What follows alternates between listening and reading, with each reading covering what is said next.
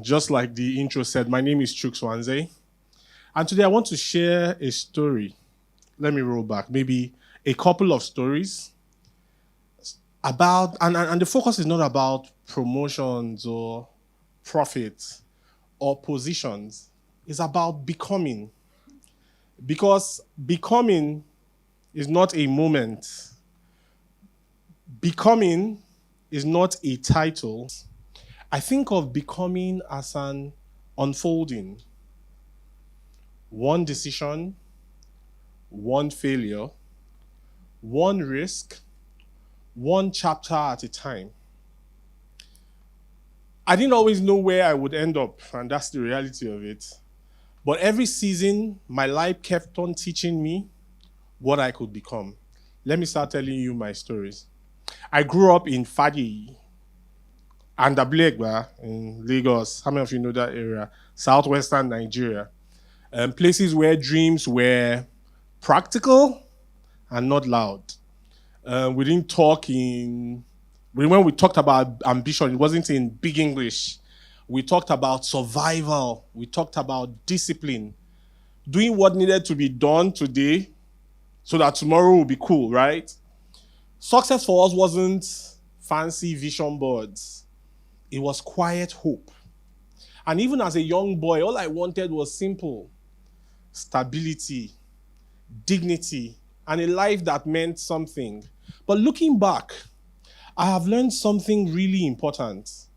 That sometimes your environment gives limits, but your imagination gives you permission. I was certain I wanted to be a doctor. In fact, to be very specific, I wanted to be a cardiologist. I had the grades, I had the passion. Everything seemed like it was going according to plan until something happened. Physics. I failed physics. P7. And not because I wasn't good at it.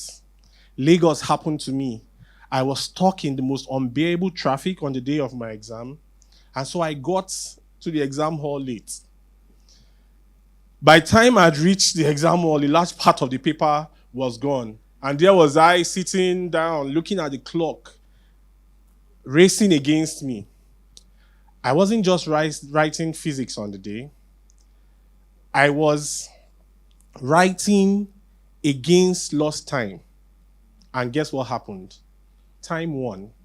When the results were out, I had failed. Now, what it meant was that all my dreams of becoming a doctor appeared to be fading instantly. And I asked myself, the day I saw my result, if I'm not a doctor, then who am I? But life has a funny way of redirecting us. Sometimes disappointment is not punishment. It's a silent whisper. Sometimes it's a nudge. Sometimes it is divine direction. And that's what direction happened to me. That failure transitioned me from being that cardiologist to the accountant that I am today. And that is the foundation of the many successes I have achieved since then. My growth didn't happen in a straight line, and it happened in layers. My first job was in the civil service. I was this 22-year-old, newly minted chartered accountant. No experience, by the way. It was all I wanted to be, right? It was my new reality. When I resumed that job, nobody really gave me any serious responsibility. Remember, I said I was in the civil service. So instead of sitting down idle, I went through the archives, saw lots and lots of dusty files. And one day I picked them up. For 6 straight months, I quietly worked through them, cleaned them up, and prepared financial statements that nobody had considered preparing over the years. 6 months later, a position opened up, the position of internal auditor in the organization. And I went for it. At 22, I got that role, not just because I was qualified on paper, but because the work I had done when no one was watching spoke louder than any CV could. People saw the title. I mean, it was nice to have Chukwuma Nwanze, Associate Chartered Accountant, behind my name. But what they didn't see were the late nights, to be honest, the self-doubt, the fear that I wasn't ready. But that experience taught me something, that life will test you long before it promotes you. And sometimes the work you do in the shadows is what prepares you for the spotlight. My education journey was also not the typical one. While many people studied first and worked later, I had to do both. And I had to do it at the same time. I didn't attend university. I know you guys saw all my, say, oh my God, somebody was whispering that, this guy don't go all these schools, right? I didn't attend university the conventional way. No 4 years, campus life, no hostel gist, no jambite season, no faculty building and all the nice things you guys who went through the 4 walls talk about. But I learned everything through distance, even up to my doctorate. I learned through necessity. I got my education through grit. But I still ended up with the same results. The degrees, the qualifications, and like you guys have seen, I'm pursuing a doctorate today. What I've realized is that education is not about the path. It's about the pursuit of knowledge. I didn't just become a graduate. Now I can say I have become a student of life. Fast forward many years, I find myself leading an amazing company called Credit Direct. It's 3 years since I've become managing director, CEO, but the stories we've experienced and the journey has been transformational. In 3 years, we've grown revenue and profitability 6x. We have crashed cost-to-income ratio by 1,000 basis points, right? We've seen our return on average equity grow from 29.8% to 101%. But you see, those are just numbers.